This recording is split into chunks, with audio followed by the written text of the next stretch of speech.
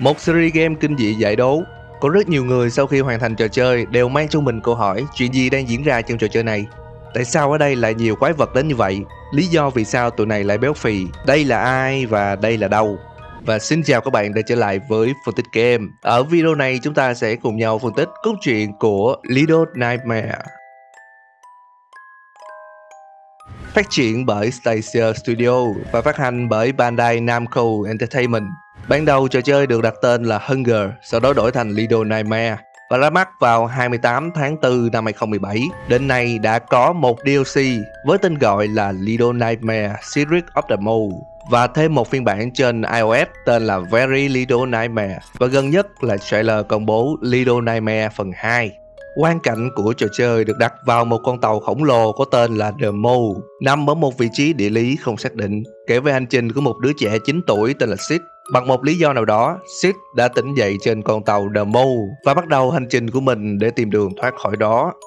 Với khả năng leo trèo và lẫn trốn, Sid đã di chuyển qua các chướng ngại vật, tìm thấy những sinh vật gnome lang thang và đặc biệt là chạm mặt với những quái vật mang hình thù dị dạng đang sống trên con tàu này.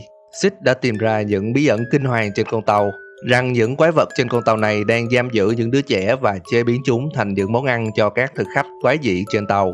Trong quá trình rời khỏi The Mole, Sid luôn bị cơn đói chi phối. Ban đầu Sid ăn một ổ bánh mì, càng về sau cơn đói càng cồn cào, khiến Sid bắt đầu ăn những thứ lớn hơn. Và trong cuộc chiến cuối cùng với The Lady, người điều hành con tàu The Mole, Sid đã ăn thịt bà ta và sở hữu luôn cả ma thuật đen của The Lady. Đoạn cutscene cuối cùng cho ta thấy Sid đi dọc hành lang và hút hết sự sống của những thực khách và bước ra khỏi The Mole.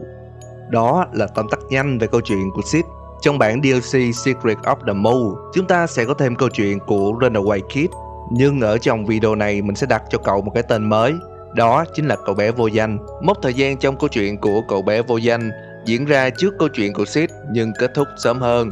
Dựa trên chi tiết khi Sid đang chuẩn bị tiến vào The Region thì bắt gặp một sợi dây và Sid đã dùng nó để leo vào The Region. Sợi dây này không tự nhiên xuất hiện mà trong bản DLC chúng ta được biết rằng nó được thả xuống bởi một bé gái bí ẩn, người đã chạy trốn cùng với cậu bé vô danh.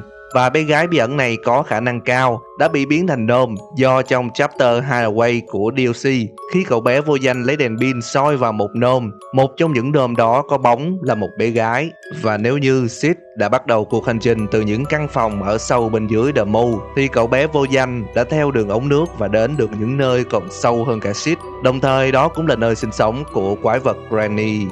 Bây giờ chúng ta sẽ tổng hợp và phân tích thông tin. Dựa theo mô tả của nhà phát triển, chúng ta có nhân vật Sid, một đứa trẻ bị mắc kẹt ở nơi tối tăm nhất của The Mole, đói khát và cô độc. Câu cuối còn đề cập đến việc Sid thuộc về một nơi khác. Trong trailer của Little Nightmares 2, chúng ta sẽ thấy có hai đứa trẻ đứng trong một khu rừng và nhìn vào chiếc tivi. Một đứa trẻ mặc chiếc áo ba nút và đứa còn lại đội trên đầu một túi giấy. Đây chính là Mono và Sid. Tại sao mình chắc chắn đây là Sid? Vì trong một đoạn của trailer, chúng ta sẽ thấy một đứa trẻ mặc trên người chiếc áo mưa vàng và dưới chân là chiếc áo ba nút. Và dựa vào các thông tin này, chúng ta đã vô tình có được giả thuyết cốt truyện của phần 2. Đó chính là cốt truyện trong Little Nightmares 2 là sự kiện diễn ra trước phần 1, nói về câu chuyện của Mono và Sid trong hành trình phiêu lưu để đến được tòa tháp đen. Trong phần 2 này, chúng ta cũng sẽ được biết thêm câu chuyện của những đứa trẻ, của Sid và cả nguồn gốc của chiếc áo mưa màu vàng. Và rất có thể trong phần 2 chúng ta sẽ hiểu rõ hơn về vũ trụ được tạo ra trong Little Nightmares. Và mình tin rằng sự ảnh hưởng và nguồn gốc ma thuật của The Lady cũng sẽ được tiết lộ trong phần này. Trở lại với Little Nightmares 1, khi bắt đầu trò chơi, chúng ta sẽ thấy hình ảnh của The Lady đang từ từ quay lại và Sid bất ngờ tỉnh dậy. Vậy có thể nói The Lady chính là cơn ác mộng đã ám ảnh Sid. Trong mô tả của nhà phát triển về The Lady có ghi rằng với sự thận trọng tinh tế, The Lady đã thực hiện ma thuật thôi miên để giữ cho động cơ tiếp tục chạy. Giữa sự hỗn loạn của thế giới bên ngoài, The Mole là nơi duy nhất có ý nghĩa, và giờ thì tin đồn một đứa trẻ trốn thoát đang đe dọa mọi thứ. Không gì được phép làm điều đó, những thực khách phải ăn và The Mole phải tồn tại. Chúng ta hãy đọc lại đoạn này. The Lady đã thực hiện ma thuật thôi miên để giữ cho động cơ tiếp tục chạy. Và ma thuật thôi miên mà đoạn này nhắc đến có thể chính là ma thuật tạo ra các gnome. Sau kết thúc của DLC, chúng ta đều biết gnome được tạo ra bởi những đứa trẻ và nhiệm vụ của gnome trên The Mole là xúc than vào động cơ của tàu. The Lady đã chuyển linh hồn của những đứa trẻ vào gnome, đồng thời chúng còn chịu một lời nguyền mê hoặc, đó là phải giữ ngọn lửa bên trong động cơ của The Mole luôn cháy. Và khi ngọn lửa vẫn tồn tại, nó sẽ nhắc nhở các nôm nhớ rằng chúng đã từng là những đứa trẻ. Điều này cũng giải thích vì sao nôm không bị những quái vật trên tàu để ý hoặc ăn thịt, vì cũng giống như các quái vật, chúng là một phần của con tàu. Khi liên kết mô tả của nhà phát triển về Sid và mô tả về The Lady, chúng ta có thể nhận ra rằng The Lady đã nhận được thông tin có một đứa trẻ đã trốn thoát, và đứa trẻ đó cũng chính là Sid. Vậy là ta có thể kết luận rằng Sid đã bị đưa đến The Mole, bị giam và nuôi dưỡng cùng với những đứa trẻ khác, nhưng may mắn là đã trốn thoát thành công.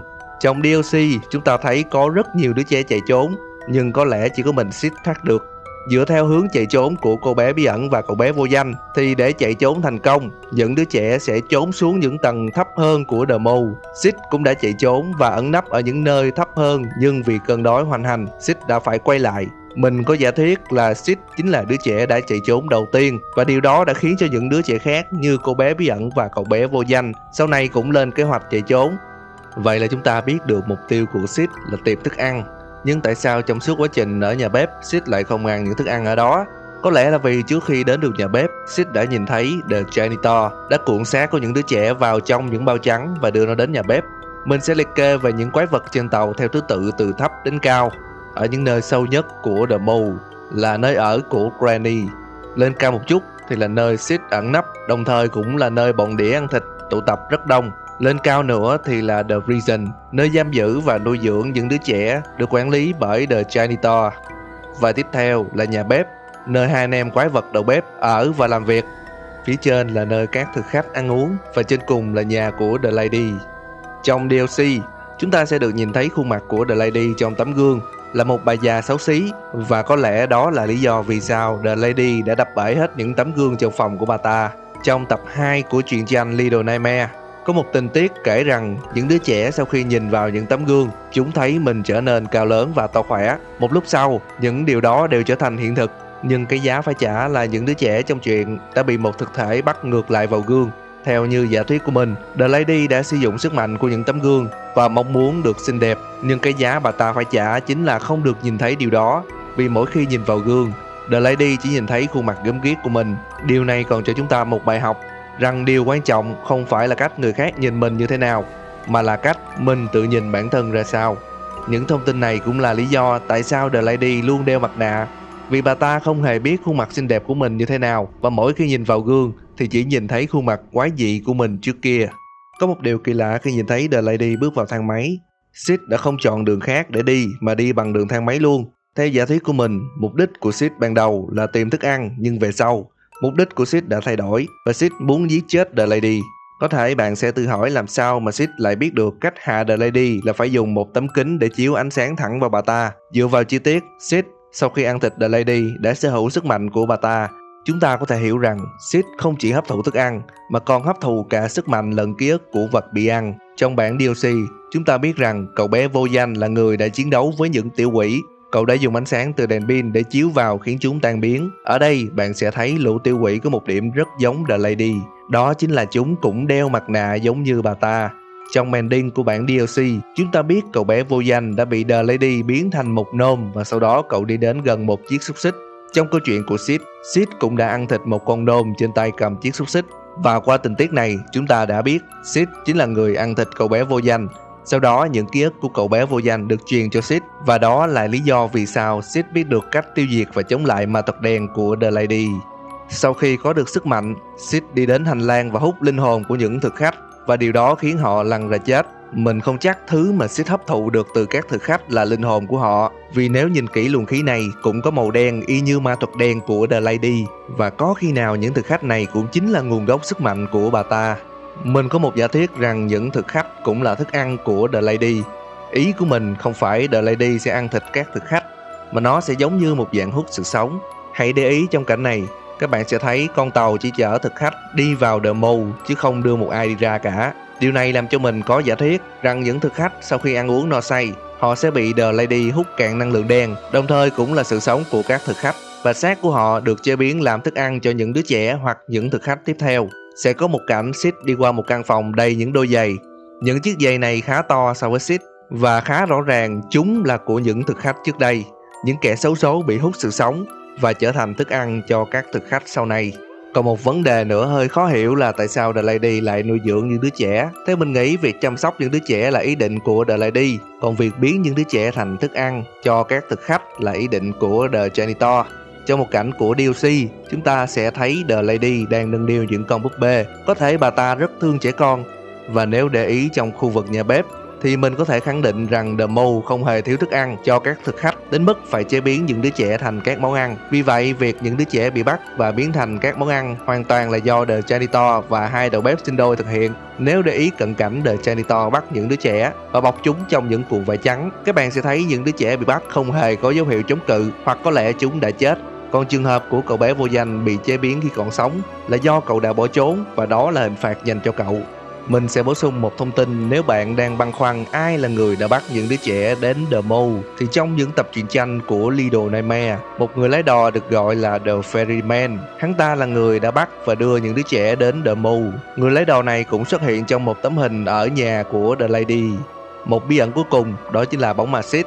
Bóng ma này xuất hiện mỗi khi Sid ăn một thứ gì đó. Giả thiết của mình là cứ sau mỗi lần ăn là Sid càng đói nhanh hơn và ăn nhiều hơn. Càng ăn nhiều, Sid sẽ càng hấp thụ nhiều năng lượng đen, và điều đó càng thôi thúc Sid hướng đến kẻ sở hữu năng lượng đen nhiều nhất, đó chính là The Lady. Với tất cả những thông tin có được, mình sẽ nêu giả thiết về cốt truyện cụ thể trong Little Nightmares.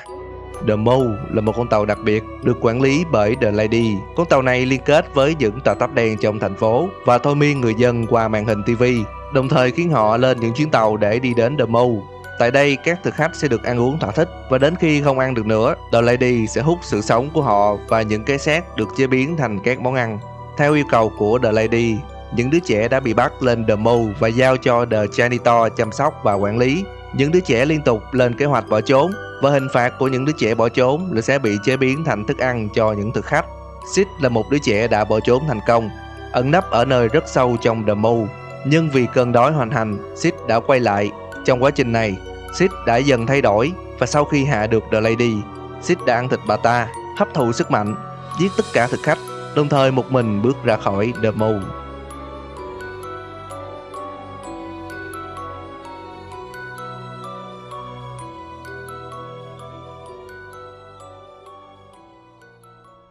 Và đó là giả thiết của phân tích game cho cốt truyện Little Nightmares và một chút dự đoán cho cả phần 2 của trò chơi.